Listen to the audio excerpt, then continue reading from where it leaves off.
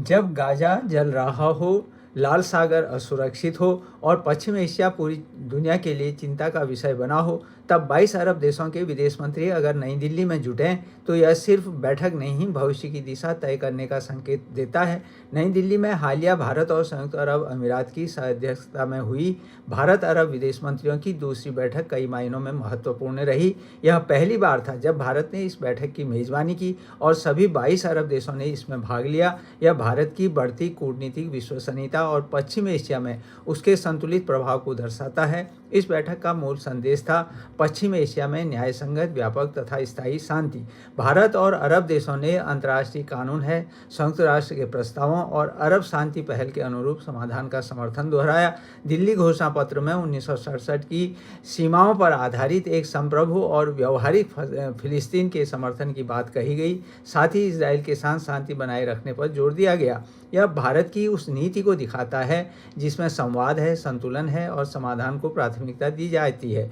घोषणा पत्र में 2025 के शर्म अल शेख शांति शिखर सम्मेलन के निष्कर्षों का स्वागत किया गया, जिसके परिणाम स्वरूप गाजा में संघर्ष विराम संभव हुआ, लीबिया में राजनीतिक प्रक्रिया के लिए स्थानीय स्वामित्व और नेतृत्व पर बल दिया गया और सूडान की संप्रभुता है, एकता व क्षेत्रीय अखंडता के समर्थन की पुनः पुष्टि की गई। बैठक का एक अहम पहलू था आतंकवाद के खिलाफ स्पष्ट और कठोर संदेश, यानी जीरो टॉलरेंस। विदेश मंत्री डॉक्टर एस जयशंकर ने साफ कहा कि आतंकवाद को किसी भी रूप में बर्दाश्त नहीं किया जा सकता। अब सवाल उठता है, आगे भारत को क्या करना चाहिए।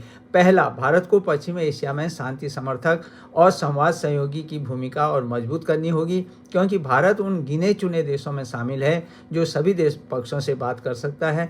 दूसरा स्पेन है, दूसरा जो है सुएज नहर है, लाल सागर और गल्फ ऑफ ईडन जैसे समुद्री मार्गों की सुरक्षा भारत के लिए रणनीतिक प्राथमिकता होनी चाहिए, क्योंकि यहीं से उसका अधिकांश व्यापार होता है। तीसरा, भारत को अरब देशों के साथ ऊर्जा से आगे बढ़कर अब नवीकरणीय ऊर्जा है, खाद्य सुरक्षा, डिजिटल तकनीक, स्वास्थ्य और शिक्षा तक ले जाना होगा अपने सहयोग को। अभी भारत अरब देशों के बीच $240 बिलियन से अधिक का व्यापार होता है, इसमें और अधिक संभावना बनती है।